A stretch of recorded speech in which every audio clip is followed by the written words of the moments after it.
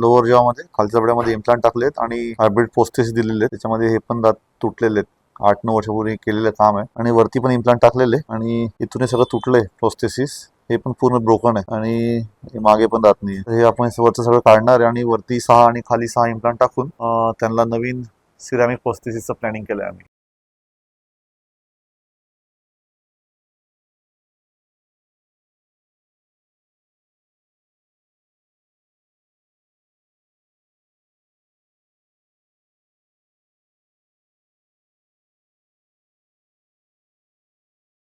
आणि हा टाकलाय. ठीक आहे. आणि हे 1, 2, 3, 4 हे 4 हे जुने आहेत.